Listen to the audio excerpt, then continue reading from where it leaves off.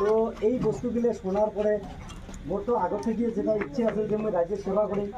তা যখন এই বস্তুগুলো শুনলাম, মনেও একটা নিজে নিজে মনোভাব নিলাম, যদি এই কাজগুলো এই রাস্তা দিয়ে যায় যদি রাজ্যের একটা সেবা করে বা তার জন্যে মানে আল্লাহ রহমতে একটু ধন্য হম বলে মনে করি। আর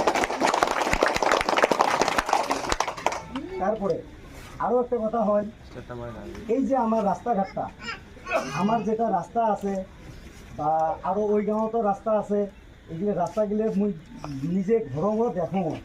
তা যাই হোক, রাস্তাগুলোর যেটা পরিস্থিতি হয়ে আছে, এই রাস্তাগুলোর সমস্যাটা, হ্যাঁ, এই রাস্তাগুলোর সমস্যাগুলো যাতে না থাকে তার জন্য চেষ্টা করি। তোমরা গেলে যদি উত্তীর্ণ করিয়া জয়যুক্ত করি দেন, নিশ্চয় তখন আজকে যে কোনো একটা কামত যাবার হলে একটা মানে যে কোনো একটা কী থাকা লাগে, পদবি থাকা লাগে।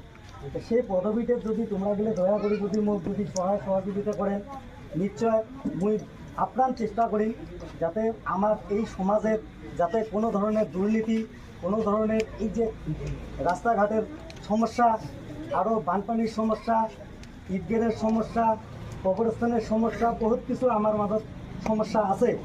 কিন্তু একটা কথা করজোরে অনুরোধ করম যে অতটা লেকচার মারিয়ে পাবার না যে এটা থাকি এটা করে দিন, পাহাড় ভাঙি নদী করে দিন, নদী ভাঙি পাহাড় বানিয়ে দিন, এতটা লেকচার মারিয়ে পাবার না।